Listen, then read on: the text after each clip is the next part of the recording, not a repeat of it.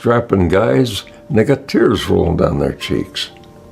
But I understand, how they feel, and that's Cheyenne was their hero. And now they're getting to meet him in person. They called Clint Walker the perfect man, Hollywood's Iron Giant, the unbreakable cowboy who ruled American television as Cheyenne Bodie. But what if the man you thought you knew was living a lie crafted by the very industry that made him famous? What if behind that towering frame, there were secrets so dark, so buried, that even Hollywood tried to erase them? Now, at 75 years old, his daughter is finally breaking her silence, revealing the truth she's carried her entire life. Was Clint Walker a hero trapped inside a manufactured image, a victim of sabotage, or a man whose greatest battles were fought far beyond the screen? Stay with us, because the truth you're about to hear changes everything. In May 1971, snow blanketed the quiet slopes of Mammoth Mountain in Mono County, California. What should have been a peaceful day on the mountain turned into an event that stunned the nation. During a ski outing with a small group that included director George Sherman, lighting technician Rick Duca, and two former Warner Brothers colleagues, Clint Walker was led into a restricted maintenance trail area closed due to dangerous snow slides. No guest was allowed there. No skier was supposed to enter, and Clint Walker, who didn't even possess a ski pass, had no reason to be there. At 2:20 p.m., he fell, hard, face first, and when rescuers reached him, they found something horrifying: his chest impaled by a steel rod embedded in the snow. A rod that the ski patrol later confirmed had never existed on that route. A rod that should not have been there. He was rushed to Bishop Memorial Hospital, where doctors declared him dead at 3:07 p.m., covered his body with a sheet, and moved him to cold storage. But then the impossible happened. 10 minutes later, a nurse named Linda Martinez noticed a faint, flickering heartbeat, just 10 beats per minute. Doctors scrambled, performing hours of emergency resuscitation, and against every medical expectation, Clint Walker came back from the dead. The Los Angeles Times called it the Mammoth Miracle. But decades later, his daughter, Valerie Walker, revealed what she had kept silent for most of her life. It wasn't an accident. Someone wanted my father gone. The restricted trail, the unexplained steel rod, the absence of footprints, and most damning of all, Warner Brothers, a studio he had just sued months earlier, released a statement announcing he was recovering before the hospital even spoke to the family. Why did they know before anyone else? A forgotten guest list from the resort revealed the presence of William T. Orr, the powerful head of Warner Brothers Television, a man Clint Walker had publicly accused of exploitation, a man Clint had confronted, shouting about unpaid royalties and stolen image rights, a man who, according to a former studio employee, once uttered the threat, "He'll regret crossing me." After surviving what many now believe was a staged accident, Clint Walker stopped talking about the incident completely. He had been warned, and he knew exactly why he had been targeted.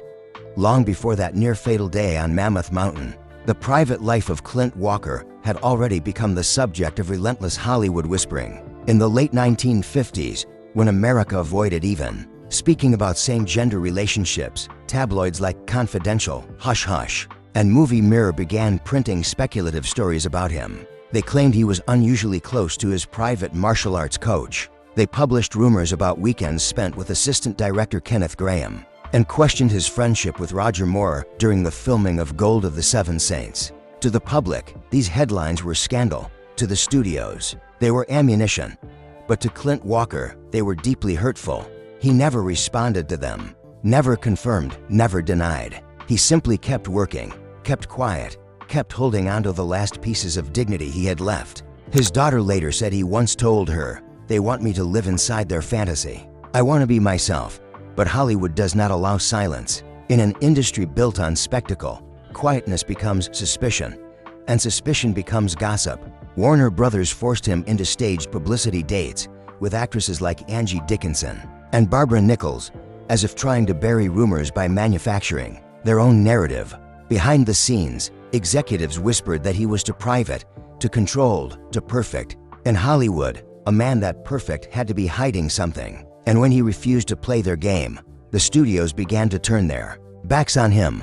The truth is, the war between Clint Walker and Warner Brothers began years earlier during the soaring success of Cheyenne. The show was a phenomenon, over 20 million weekly viewers, magazine covers, merchandising, posters, toys, even cigarette ads featuring his face. Warner Brothers made tens of millions from the brand of Cheyenne Bodie. And what did Clint earn? A few $100s a week. His $19.50 contract gave the studio absolute control. They owned his image, his voice, his likeness. They could use his face on anything, anywhere, without paying him a cent. He was legally trapped, treated as property, a walking asset on paper. Behind the scenes, William T. Orr pushed him into more shirtless scenes, more river bathing shots, more close-ups of his body. Directors were ordered to film him in ways that emphasized physical appeal over acting. Every time he refused to remove his shirt for yet another promotional stunt, he was punished. Interviews canceled, events withdrawn, articles planted branding him difficult. By 1959, years of exploitation had pushed Clint Walker to his breaking point. After being treated like merchandise instead of a man, he finally snapped. With the fury of someone who had been humiliated one time too many, he marched straight into William T. Orr's office at Warner Brothers, slammed his contract onto the desk, and delivered the line that shook the entire studio. "I won't film another scene until I'm treated like a human being." In that moment, the unstoppable cowboy of American television declared war on one of the most powerful entertainment empires in the world. The response was immediate. Production on Cheyenne shut down overnight. To punish him, Warner Brothers attempted to replace him entirely. They introduced a new character played by Ty Hardin, hoping viewers would accept a substitute and forget the man who built the franchise. But America refused. Ratings didn't dip, they collapsed, plummeting by an astonishing 42%. Fans wrote thousands of angry letters to ABC, demanding the return of the real Cheyenne Bodie. For the first time, the studio realized they had underestimated the loyalty of the public. Under massive pressure, Warner Brothers was forced to negotiate. The result was unprecedented, a new contract that granted Clint higher pay, better treatment, and the extraordinary power of script approval. He won the battle, but Hollywood never forgave him.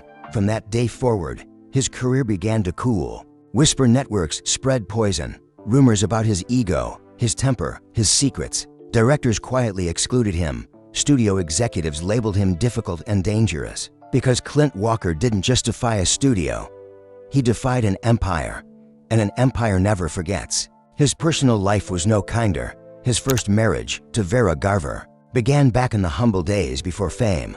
They lived in small apartments, scraped together a life, and raised their daughter Valerie as he struggled to break into the business. But when Cheyenne became a national obsession, he became a stranger in his own home. The long hours, the constant travel, the rumors, the women who threw themselves at him, all of it cracked their marriage, until it finally shattered in 1968.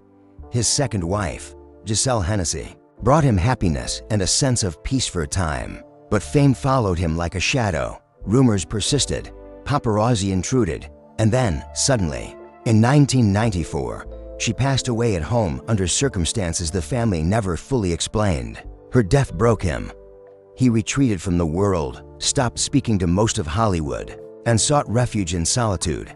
Years later, he found companionship again with Susan Cavallari, a woman far removed from the Hollywood machine. She cared for him, understood him, and helped him rebuild what little strength he had left. But his past never stopped haunting him. In 2018, in his quiet home in Grass Valley, California, Clint Walker passed away at age 90. News outlets claimed it was peaceful, but the truth, according to his daughter, was far more complex. His death was a direct result of the metal sutures placed in his heart after the 1971 accident. The tissue around them had been dying for decades. His heart was failing slowly, painfully, relentlessly. But here's the most shocking part.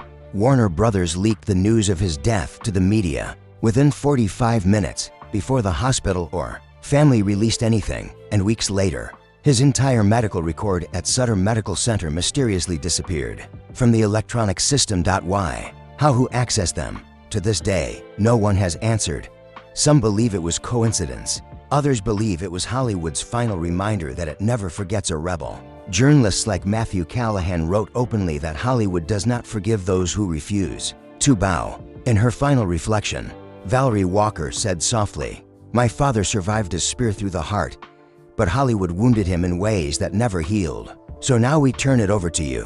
Was the 1971 accident a tragic mishap or a warning from an empire he refused to bow to?